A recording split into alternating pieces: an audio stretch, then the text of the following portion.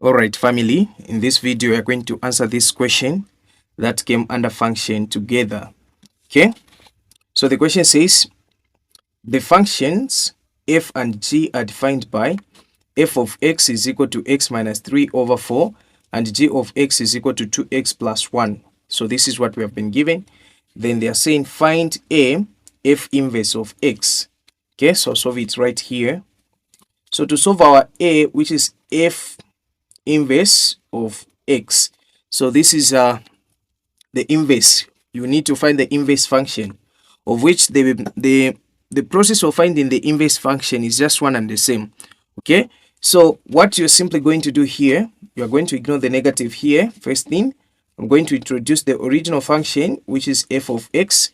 So f of x is equal to what? According to this question here, f of x is equal to x minus 3 over 4. That is what I've been given there.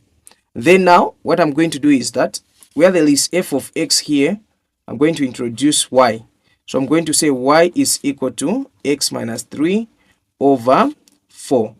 Okay, then from here we can just cross multiply, where we're going to say 1 times x minus 3, we are going to get x minus 3 equals y times 4, we are going to get 4y.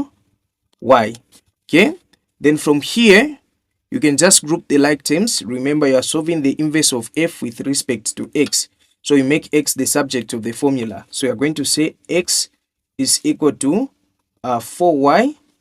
This is negative 3. The additive inverse will be positive 3. Okay, then from here you can just conclude now to say therefore f inverse of x is equal to 4. Okay, where there is y here, you reintroduce x, then plus what? Plus 3. So this is the f inverse. Okay, this is how you can simply find the f inverse there.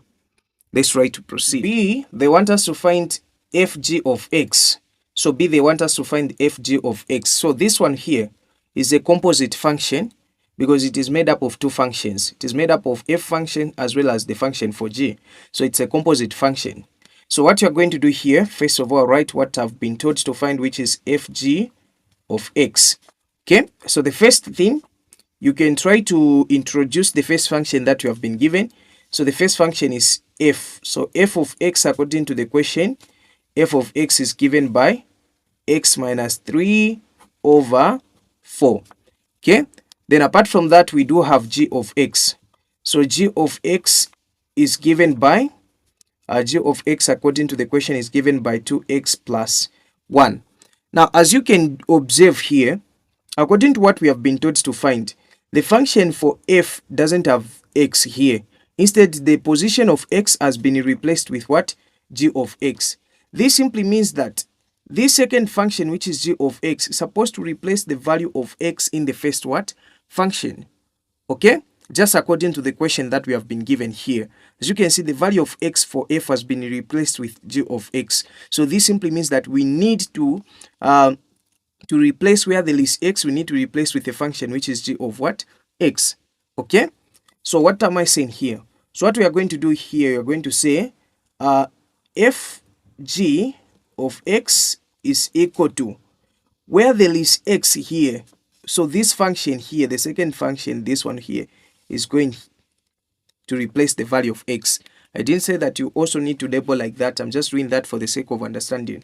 So where there is x here, we're going to replace with 2x plus 1. So we're going to say 2x plus 1. Where there is x here, okay, don't forget this function here is only getting the position of x. So you say minus 3, okay, minus 3, we still have negative 3 there, over 4. Then from here, we're going to say fg of x is equal to, okay, we try to simplify here. We're going to have 2x, positive 1 minus 3. There we subtract and maintain a sign of a bigger number. We're going to have negative 2 over 4. Okay, something like this. Then if you want, you can end here, or you can try to simplify further, where you can say fg of x is equal to, what is common here? So 2 is common. So 2 comes outside the bracket. We're going to remain with x minus 1, okay, over 4. Then you can just try to reduce 2 here, 1, and 2 here, 2. So therefore, fg of x will be equal to x minus 1 over 2. So this will be our answer there. I hope you are following. Let's try to proceed and solve the last question. As you can see, here on B we were finding fg of x, and now we are finding fg of negative 3. So as you can see, the only difference is that where there is x here, they have replaced with negative 3. So this simply means that on the answer that we got on B, where there is x, we need to replace with what? Negative 3. Okay, so the first thing that we are going to do here, we're going to say fg of x, the answer that we got on question B was x minus 2, or sorry, x minus 1 there, over 2. And then now what we need to do for us, what we are finding is fg of negative 3. So this simply means that where there is x here, we need to replace with negative 3. So what you are going to do, you are going to say where there is x, you replace with negative 3. Then you say minus 1 over 2. Okay, so this is going to give you negative 3 minus 4. You're going to get negative 4. Remember, same signs you subtract but maintain a sign of a bigger number, over 2, which is going to give you negative 4 divided by 2, you get negative 2. So therefore, fg of negative 3 will be actually equal to negative 2.